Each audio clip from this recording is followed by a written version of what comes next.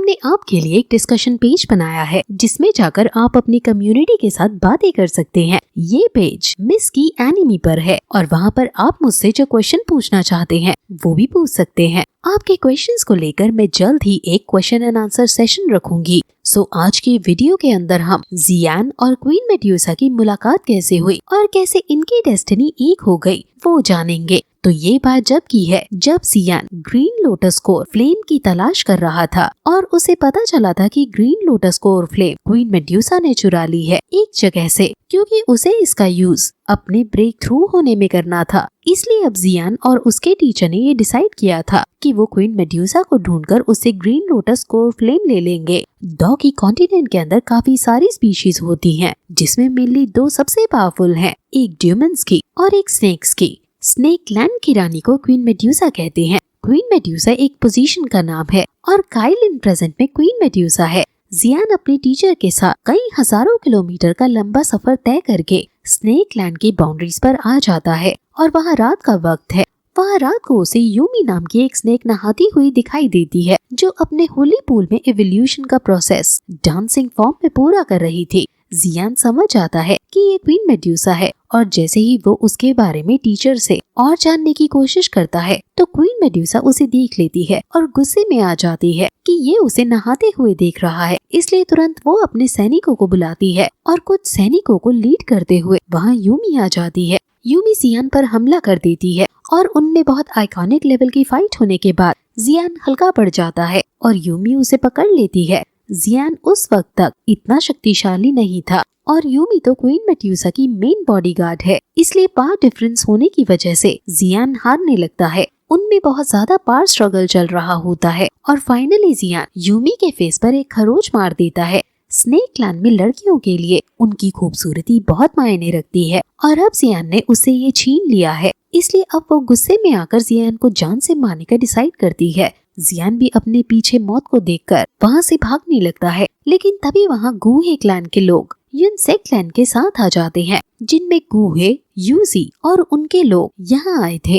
वो भी असल में ग्रीन लोटस फायर कोर के लिए आए हैं। यूजी जियान को बचाती है और यूमी को शांत करने की कोशिश करती है। यूमी के आगे से जब जियान भागने की कोशिश करता है तो यूजी उसे बचाने के लिए उस पर काउंटर अटैक भी करती है, जिससे जियान को फाइनली भागने का मौका मिल जाता है। गूहे बहुत पोलाइटली यूमी से क्वीन मेड्यूसा से मिलने का आग्रह करता है, जिसको सदियों से चल रही स्नेक क्लैन और ह्यूमन क्लैन की दुश्मनी की वजह से यूमी साफ मना कर देती है, ये कहते हुए कि क्वीन मेड्यूसा को तुम जैसे लोगों से मिलने का टाइम नहीं है। अब गूहे भी फिर अपनी पर आ जाता है और अपने तगड़े वॉरियर्स को यूमी पर छोड़ देता है और यूमी भी इनसे फाइट करती है, लेकिन अकेली यूमी इनसे कितना ही लड़ती, इसलिए वो वहाँ से भाग जाती है। अब वहाँ से जाते हुए जियान के दिमाग में बत्ती जलती है कि क्यों ना वो गूहे को क्वीन मेड्यूसा से फाइट करवाए और उनकी फाइट में खुद बाजी मार जाए। अब क्वीन मेड्यूसा जो कि स्नेक क्लैन की टेम्पल के अंदर रहती है, वहाँ जियान जाने लगता है। टेम्पल के अंदर कुछ स्नेक जा रही थी और जियान उन्हीं में घुल मिलकर अंदर चला जाता है।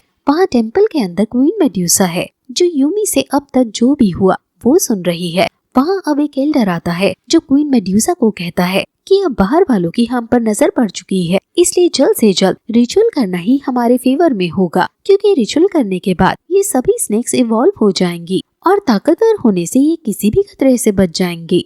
क्वीन मेड्यूसा इसलिए फिर यूमी को वो फायर कोर छुपाने को दे देती है और वो बाहर जाकर इन्हें कहीं छुपाने के लिए जगह देखने लगती है, लेकिन तभी जियान उसे देख लेता है और वो उससे इन फायर कोर्स को चुराने की कोशिश करता है, लेकिन यूमी उसे पहचान जाती है और अपने आदमियों को जियान के पीछे लगा देती है। हालांकि जियान उन सैनिकों से बचने में कामयाब हो जाता है, लेकिन वो अब परेशान है कि भला वो कैसे इन फायर कोर्स को हासिल करे। अब समय बीते बीते 12 बज जाते हैं और ये समय रिचुअल करने के लिए एकदम परफेक्ट है, इसलिए सभी स्नेक्स होली डांस अपना परफॉर्म करने लगती हैं और मौका मिलते ही जियान फिर से उनके बीच में शामिल हो जाता है। अब ये सब यहाँ चल ही रहा था कि तभी वहाँ गूहे आ जाता है और अब इन सभी को खुली धमकी दे देता है कि अगर तुमने हमें ग्रीन फायर लोटस कोर नहीं दिया तो हम सभी को मार डालेंगे। अब वहाँ फिर तभी क्वीन मेड्यूसा आ जाती है और वो उसके मुंह पर ही साफ मना कर देती है कि वो उसे कुछ नहीं देगी। यूजी क्वीन मेड्यूसा के पास आकर उसे समझाती है कि हम इसके बदले तुम्हें काफी सारी पिल्स देंगे, लेकिन वो जैसे ही क्वीन मेड्यूसा को टच करती है वहाँ से क्वीन मेड्यूसा गायब हो जाती है, यानी वो क्वीन मेड्यूसा नहीं थी। जियान समझ जाता है कि ये एकदम सही मौका है और वो तीर से धनुष चलाता है और वहाँ जोर से लड़की की आवाज में चिल्लाकर कहता है कि इस लड़की ने क्वीन मेड्यूसा को मार डाला। सभी स्नेक इससे मैनिपुलेट हो जाते हैं और इन पर हमला करने लगते हैं। बाकी जो कमजोर स्नेक्स हैं वो टेम्पल के अंदर छुपने जाने लगते हैं और जियान भी इनके साथ मिलकर टेम्पल में फाइनली घुस ही जाता है। लेकिन अंदर घुसकर उसका कवर हट जाता है और सभी समझ जाते हैं कि ये स्नेक नहीं बल्कि ह्यूमन है।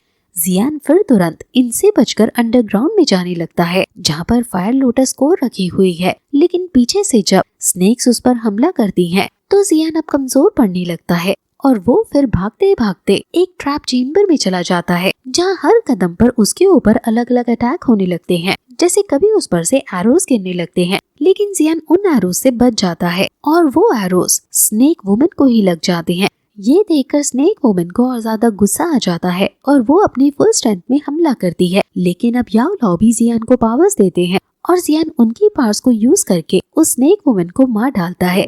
जियान फिर नीचे अपनी पावर से फ्लोर को तोड़कर अंडरग्राउंड में पहुंच जाता है और वहाँ उसकी पावर्स काम नहीं कर रही थी क्योंकि वो जगह मिस्टिकल थी।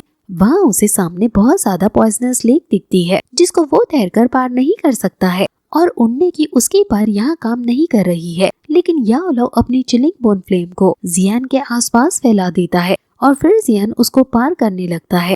वहीं ऊपर गुहे ने सभी स्नेक्स को हरा दिया था और वो टेम्पल के मेन चेम्बर में जाकर जब ग्रीन लोटस फायर को लेने की कोशिश करता है तो वो पाता है कि ये नकली फ्लेम है और स्नेक्स ने उनका काट दिया है। अब जियान फाइनली लेक पार करके क्वीन मेड्यूसा के पास पहुंच जाता है जो लोटस कोर में से फायर को निकालकर एब्जॉर्ब करने का प्रोसेस कर रही थी। असल में क्वीन मेड्यूसा के अंदर स्नेक स्पिरिट और स्नेक बॉडी है और इसको एब्जॉर्ब करने के बाद वो कई हजार साल जितनी स्नेक की पावरफुल बन जाएगी। लेकिन अगर वो इसमें फेल हो गई तो वो इसमें मर भी सकती है। ये बात जियान को भी पता है और वो इसको देखने लगता है। असल में क्वीन मेड्यूसा को अपने क्लैन के लिए ताकतवर होना ही होगा ताकि वो अपने क्लैन की रक्षा कर सके और उसके एंसेस्टर्स ने उसे इस काम के लिए चुना था। इसलिए अपनी परवाह ना करते हुए वो इसको एब्जॉर्ब कर लेती है और इसको एब्जॉर्ब करते ही वो बेहोश हो जाती है, यानी वो इसको सहन नहीं कर पाई है। जियान अपनी क्लैन के लिए उसे इतना समर्पित देख उसकी तारीफ करता है। वहाँ ऊपर सभी स्नेक समझ जाते हैं कि क्वीन मेड्यूसा अब नहीं रही। जियान क्वीन मेड्यूसा के लिए बुरा फील करने लगता है, लेकिन खुद जियान अपनी 3 साल एग्रीमेंट में फंसा है जिसके लिए उसे स्ट्रॉन्ग होना ही होगा। इसलिए वो भी फायर कोर को हासिल करने का अपना मन और दृढ़ निश्चय कर लेता है। अब क्वीन मेड्यूसा जितनी पावरफुल सोल मास्टर इसको एब्जॉर्ब करते वक्त मर गई तो जियान इसको लेने में हिचकिचाने लगता है, लेकिन फिर भी वो डिसाइड करता है कि चाहे वो मर ही क्यों ना जाए वो इसको एब्जॉर्ब जरूर करेगा।